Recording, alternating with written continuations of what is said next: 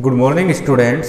कल last video में हमने डिस्कस किया था कॉम्बिनेशन ऑफ रेसिस्टर्स के बारे में, और वहाँ हमने जाना था कि कॉम्बिनेशन रेसिस्टर के टू टाइप्स के होते हैं, एक सीरीज कॉम्बिनेशन और एक पैरेलल कॉम्बिनेशन।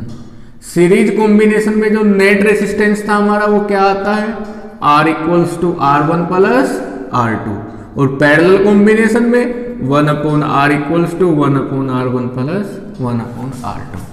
और यहीं पर हमने दो बात और नोट की थी कि सीरीज कॉम्बिनेशन में करंट सेम रहता है। करंट क्या रहता है बेटा, सेम रहता है। और पैरेलल कॉम्बिनेशन में पोटेंशियल डिफरेंस सेम रहता है। तो चलिए अब हम करते हैं अपना क्वेश्चन स्टार्ट। और क्वेश्चन से पहले हमने वो देख लिया जिनकी हमें आज जरूरत पड़ेगी।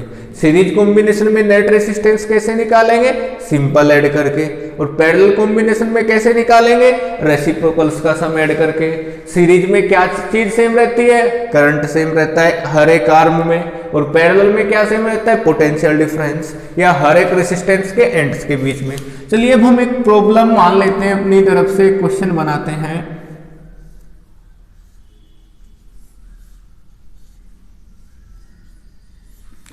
आपको इस तरीके से दे दिया कि ए और बी दो पॉइंट हैं, दो पॉइंट के बीच में इस तरीके से ये तीन रेसिस्टर लगे हुए हैं, और तीनों में मान लेता हूं 10-10 ओम के, 10 ओम के हैं। आपको बोला जाएगा कैलकुलेट नेट रेसिस्टेंस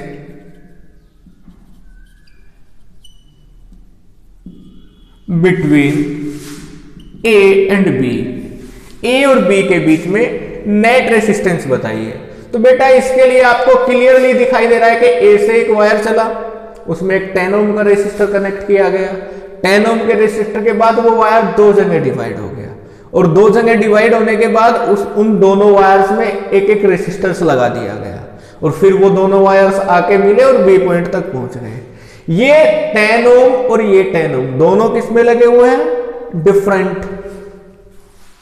एक सेकंड रुकिएगा।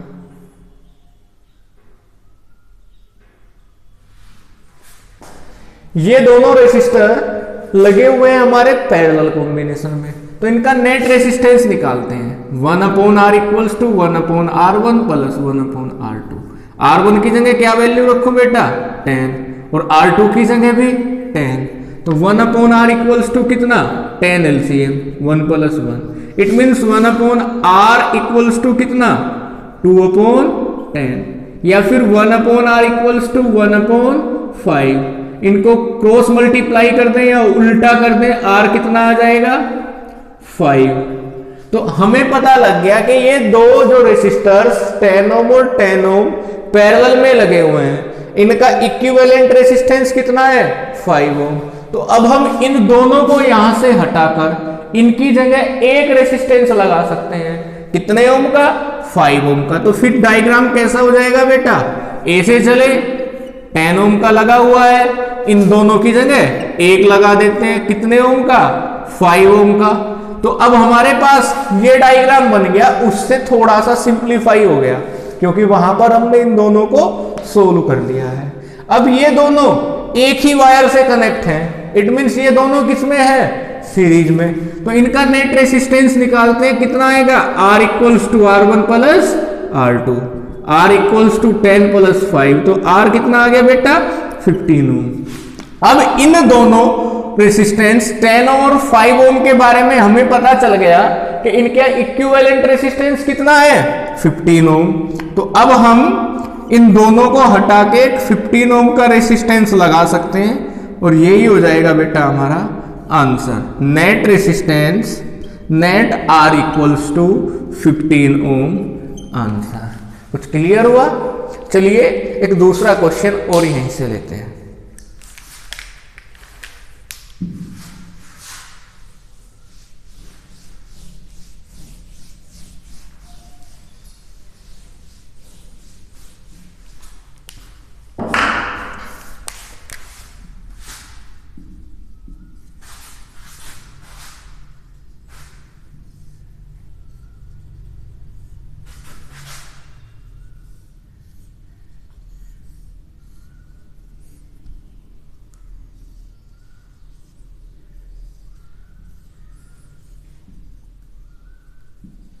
हमको ये पॉइंट दे दिए, ये पॉइंट ए और ये पॉइंट बी, और इनके बीच में कुछ रेसिस्टेंस का कॉम्बिनेशन इस तरीके से बनाया, और इसमें मैं मान लेता हूं कि ये मुझे दिया हुआ है 4 ओम, ये दिया हुआ है 2 ओम, ये दिया हुआ है 6 ओम, और ये भी दिया हुआ है 3 ओम, और ये है 5 ओम, ये है 2 ओम।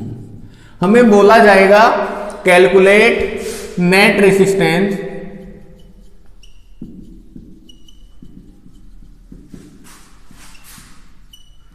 Between A and B. हमें ए और बी के बीच में नेट रेसिस्टेंस निकालना होगा।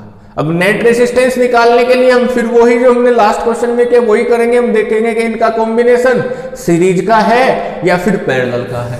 तो जैसे ही मेरी नजर इन दोनों रेसिस्टेंस पर गई, ये 4 ओम और ये 2 ओम, दोनों किस में है? सीरीज में है। तो हम इन दोनों का नेट रेसिस्टेंस निकालेंगे कैसे? सीरीज वाले फॉर्मूले से। सीरीज का formula R equals to R1 plus R2। R equals to R1 की जगह 4 और R2 की जगह 2, तो R आ गया 6 ओम।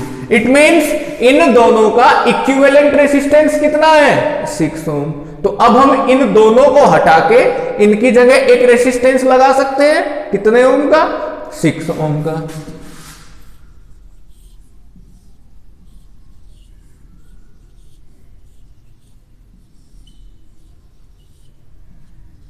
तो अब हमने ये सिंप्लीफाइड डायग्राम बना लिया। उन दोनों की जगह एक लगाया 6 ओम का, बीच वाला कितने का था? 6 ओम का था ही, नीचे वाला 3 ओम का, और ये लास्ट में 2 ओम का।